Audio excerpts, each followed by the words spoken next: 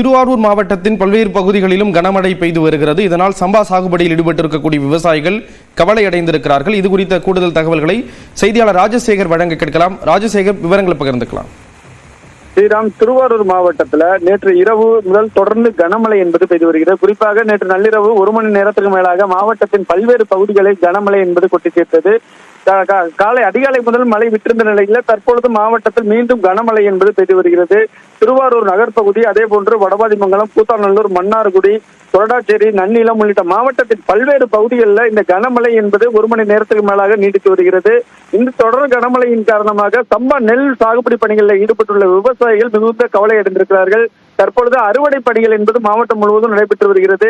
இந்த மழை நீடித்தால் வயலிலேயே அறுவடைக்கு தயாரான பயிர்கள் சாய்த்துவிடும். அது மட்டுமில்லாமல் நேரடி நெல் கொள்முதல் நிலையங்களில் விவசாயிகளிடமிருந்து கொள்முதல் செய்யப்படும் நெல் மூட்டைகளை உடனடியாக இயக்கம் செய்ய வேண்டும். இல்லை என்றால் அந்த நெல் மூட்டையிலும் மழையில் நினைந்து மிகப்பெரிய பொருளாதார இழப்பை விவசாயிகளும் அரசு ஊழியர்களும் சந்திக்க நேரிடும். ஆகையால் மாவட்ட நிர்வாகம் உரிய நடவடிக்கை மேற்கொள்ள வேண்டும் என்ற கோரிக்கை விவசாயிகள் வைத்திருக்கிறார்கள். ஸ்ரீராம், தகவல்களை வழங்கியதற்கு நன்றி ராஜசேகர். அடுத்ததாக, நாகை மாவட்டத்தில் பெய்து வரக்கூடிய மழையின் காரணமாக அரசு நேரடி நெல் கொள்முதல் நிலையங்களில் அடுக்கி வைக்கப்பட்டிருக்கக்கூடிய நெல் மூட்டைகள் மழையில் நனைந்ததால் விவசாயிகள் கவலை அடைந்திருக்கிறார்கள். இது குறித்த கூடுதல் தகவல்களை நமது செய்தியாளர் பாலமுத்துமணி வழங்க கேட்கலாம். பாலமுத்துமணி, எந்த அளவுக்கு நெல் மூட்டைகள் பாதிப்புக்கு உள்ளாகி இருக்கு? ஸ்ரீராம், நாகப்பட்டினம் மாவட்டத்தை பொறுத்தவரை டெல்டா உள்ளிட்ட பல்வேறு மாவட்டங்களில் கனமழை பெய்யக்கூடிய என ஏற்கனவே எச்சரிக்கை விடுக்கப்பட்டிருந்தது. அந்த நிலையில நேற்று மாலை முதலே மாவட்டத்தின் பல்வேறு பகுதிகளில் பரவலாக மழை விட்டு பெய்து வந்தது.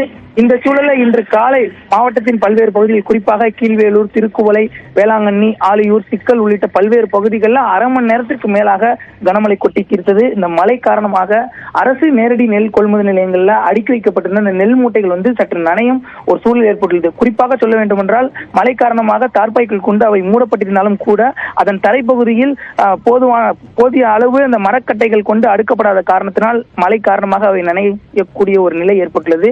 அது மட்டும் இல்லாமல் நெல் மூட்டைகள் ஏற்கனவே டெல்டாவில் தேக்கமடைந்த சூழலில் தொடர்ச்சியாக நாம் நியூஸ் 18 தமிழ்நாடு செய்தி வெளியிட்டு அதன் எதிரொலியாக அந்த நெல் மூட்டைகள் குடோன்களுக்கும் அதே போல அரவைகளுக்கும் அனுப்பி வைக்கப்படுகிறது. இருப்பினும் இந்த ஏற்கனவே தேக்கமடைந்த நெல் மூட்டைகள் மட்டுமின்றி விவசாயிகள் கொள்முதலுக்காக எடுத்து வரப்பட்ட நெல் மூட்டைகள் தற்பொழுது நடைந்துள்ளது. குறிப்பாக திறந்தவெளி நேரடி நெல் கொள்முதல் நிலையங்களில் அடுக்கி வைக்கப்பட்டுள்ள இந்த நெல் மூட்டைகளை உடனடியாக இயக்கம் செய்ய வேண்டும். அதே போல கொள்முதலுக்காக ஒரு வாரத்திற்கு மேலாக காத்திருக்கும் விவசாயிகளின் நெல் மூட்டைகளையும் உடனுக்குடன் கொள்முதல் செய்து அவர்களுக்கான தொகையை வர வைக்க வேண்டும் என்பதே இந்த விவசாயிகளின் எதிர்பார்ப்பாக உள்ளது.